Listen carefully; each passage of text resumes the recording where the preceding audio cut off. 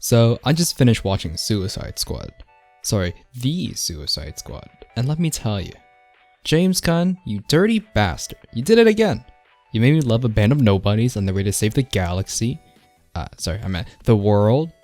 Wait, no, maybe just some South American fictional island I already forgot the name of. So I can't really talk about this movie without mentioning the first Suicide Squad, the one that we all want to forget about. And honestly, I can't really remember anything from it anymore. Like, if you asked me the plot, I could not tell you. Honestly, in my eyes, this is the only Suicide Squad film that exists, the new one. I think we can all just make a pact to forget about the last one and all have collective amnesia and just call it a day. So, let's talk a little about The Suicide Squad. I'm doing this opinion piece without giving away too many details because there are a lot of twists and turns that I think you just have to experience through the film. One of them literally occurs right in the opening act, and if you know what I'm talking about, you know. This film is not afraid to show blood and gore, similar to The Boys on the Amazon, in terms of its level of blood, but I think it's more tastefully done.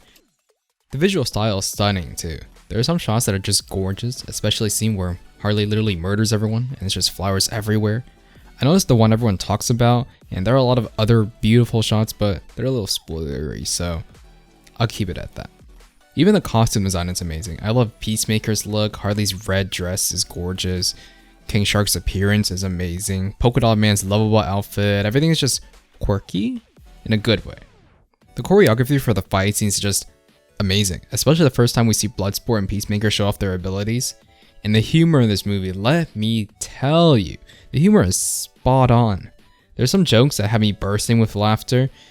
The film doesn't take itself too seriously. I mean, it literally knows that we're watching a girl control rats and be friends with a shark guy. But somehow James Gunn was still able to include emotion beats for each character that actually let us care about them. I will say that the characters aren't as fleshed out as I'd like them to be. Of course, there's not a lot of time to do that with limited runtime and the amount of characters there are, but that's just a small gripe I had. I know that these characters are getting introduced for the first time, so, you know, it's a give and take. But with every ensemble cast, what really sets these kinds of superhero movies apart is how the characters play off of each other. Let's talk a little bit about Bloodsport. He's kind of what Deadshot in the first movie was trying to be, only a lot cooler and a lot better. And trust me, I never thought I'd say that because Deadshot in the comics is kind of a badass. But like, they both have their daughter backstories, they both have the, wow, we shoot good abilities. But Bloodsport has kick-ass weapons and a character that I care a lot more about. Not to say that Will Smith could have done better with a better script that this film has, but I'm just happy that the person replacing him was Idris Elba. And he really performs. He really fills in on the straight man badass role. He's kind of the only normal one in the group, unless you count, what's his name? Colonel Rick Flag, but we didn't really follow him as much in this film, and honestly, I kind of forgot he existed until he showed up. Sorry. In terms of the other characters, my favorite would have to be a toss-up between King Shark and Polka-dot Man. King Shark's character was not what I was expecting him to look like based on the comics. He's a lot cuter in appearance, like I kind of want to pet him, and the man, or the shark, literally just wants to have friends. Like, how can you not love him? I love this interaction with Ratcatcher 2, where she asks if they can be friends after almost being eaten, and it's kind of wholesome, I will be honest. Speaking of Ratcatcher 2, who I'm going to refer to as Cleo, because that's her name, and also Ratcatcher 2 is a very long name. Her character is there to appeal to the Gen Z and millennial audience, I think, and I'm not mad at it at all. She's the voice of good in the group, and she's a really relatable character. And a side note here, I love Taika Waititi's cameo as Ratcatcher 1, and I find it hilarious that there's a Ratcatcher 1 and a 2, that they couldn't just take on the same mantle, you know, as Ratcatcher. And I apologize in advance to Cleo, but her pet rat Sebastian might have been an even better character. Like, he absolutely stole the show. He's just so damn cute.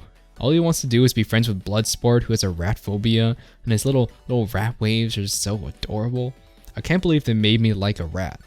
Although after seeing what James Gunn did with Rocket and Guardians of the Galaxy, I guess I shouldn't be that surprised.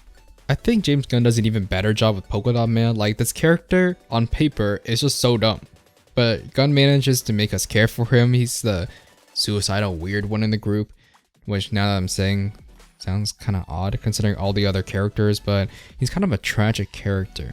And again, that sounds so weird saying that Polka-dot Man is a tragic character, but I loved inserts of how he sees the characters around him. I don't want to spoil it for anyone, but it's absolutely hilarious. As for Harley Quinn is great as always. I think Margot Robbie just gets better the more she plays the character, and you can tell she's having a ton of fun. In this film, Harley gets a lot of time to just be Harley, and I love that they weren't afraid to just let her wreak absolute havoc. She's one of the only characters that was actually okay in Suicide Squad. I'm talking about the first one, and she's even better in Birds of Prey and subsequently this Suicide Squad film. Oh wait, we were supposed to forget about the first film, huh? Moving on. Who have I not mentioned? Oh yeah, Peacemaker. So honestly, I wasn't really expecting too much out of John Cena for playing this character, but Peacemaker was actually pretty hilarious.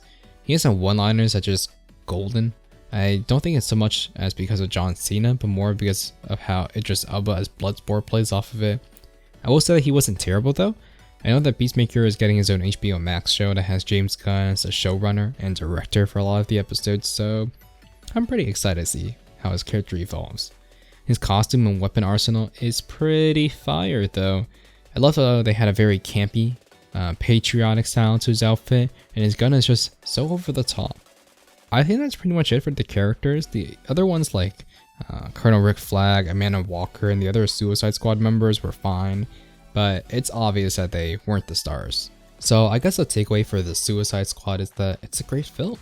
It's honestly just a really enjoyable, fun time, and if you still have a bad taste from the film that we all collectively forgot about, don't worry, this one is leagues better than the other one. Honestly think it's the DCEU film that I enjoyed the most. Yes, there was Aquaman, Birds of Prey was pretty good, but honestly this film just blows them out of the water for me. I can't think of a lot of negative about the Suicide Squad, and even the things that I can find are just swept under the massive wave of the amount of things I loved about the film. The TLDR is that Suicide Squad is the worst DCEU film, but the Suicide Squad is the best DCEU film. What a world we live in. Thanks for watching.